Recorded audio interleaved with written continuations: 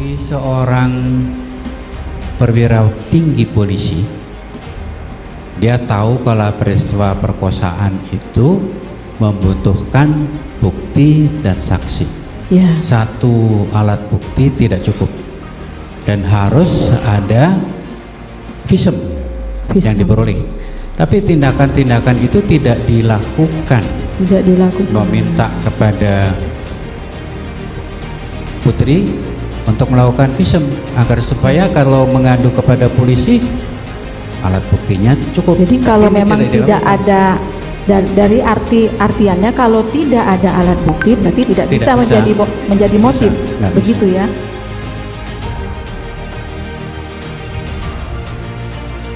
Ahli kriminologi heran dengan sikap Ferdy Sambo tak minta Putri visum meski mengaku dilecehkan.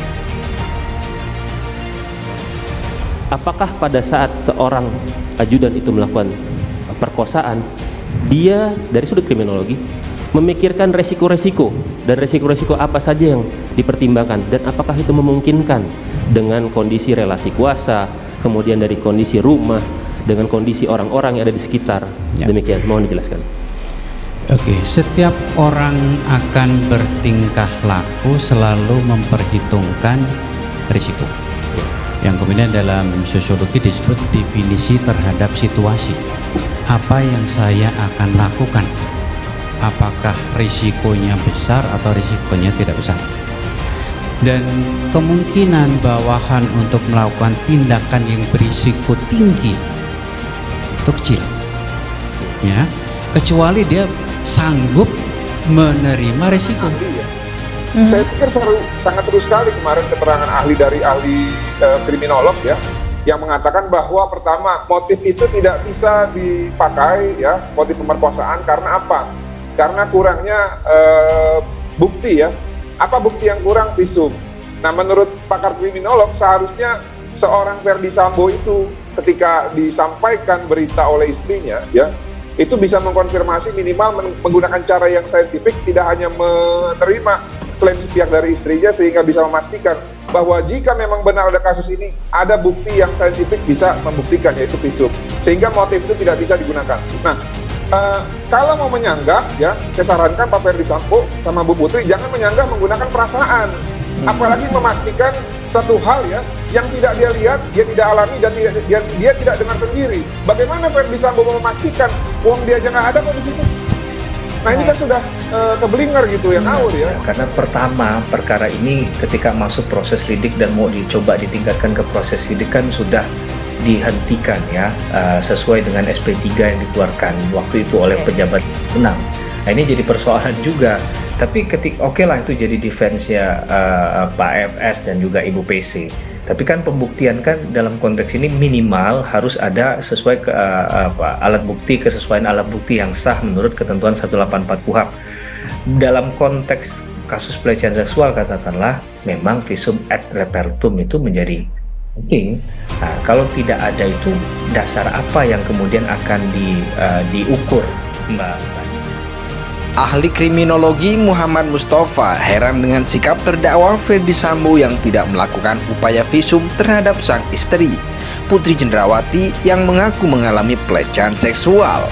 Menurut ahli kriminologi dari Universitas Indonesia, sebagai perwira tinggi Polri berpangkat Inspektur Jenderal Polisi, seharusnya Sambo meminta istrinya melakukan visum sebagai bukti adanya dugaan pelecehan tersebut.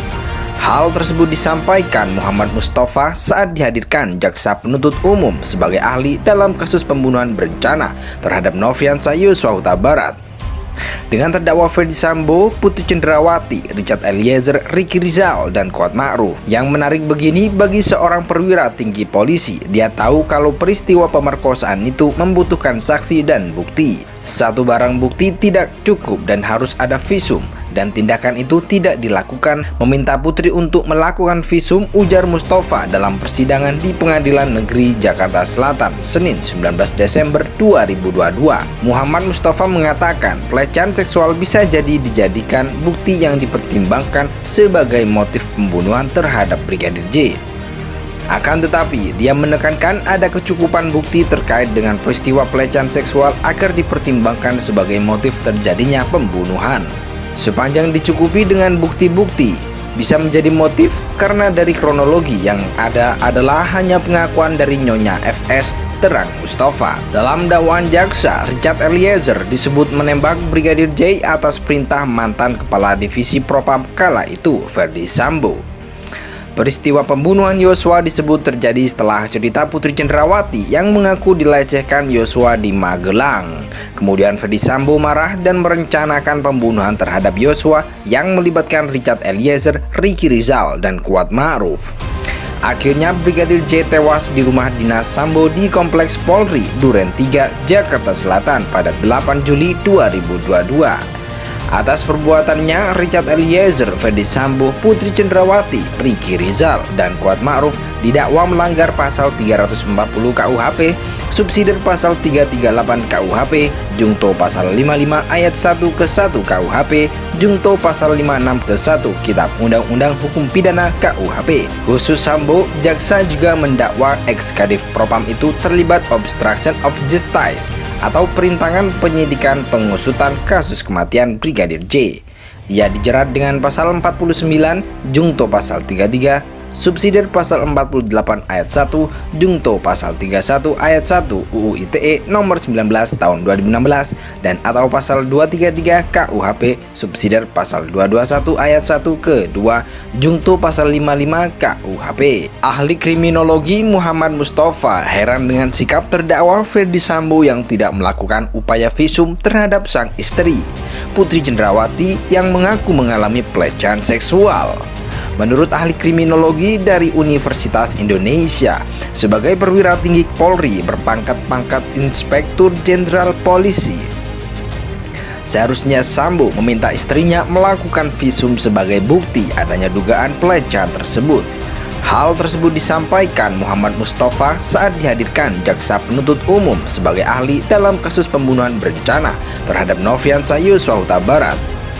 Dengan terdakwa Ferdi Sambo, Putri Cenderawati, Richard Eliezer, Ricky Rizal, dan Kuat Ma'ruf. Yang menarik begini, bagi seorang perwira tinggi polisi, dia tahu kalau peristiwa pemerkosaan itu membutuhkan saksi dan bukti. Satu barang bukti tidak cukup dan harus ada visum, dan tindakan itu tidak dilakukan. Meminta Putri untuk melakukan visum, ujar Mustafa dalam persidangan di Pengadilan Negeri Jakarta Selatan, Senin 19 Desember 2022. Muhammad Mustafa mengatakan pelecehan seksual bisa jadi dijadikan bukti yang dipertimbangkan sebagai motif pembunuhan terhadap Brigadir J.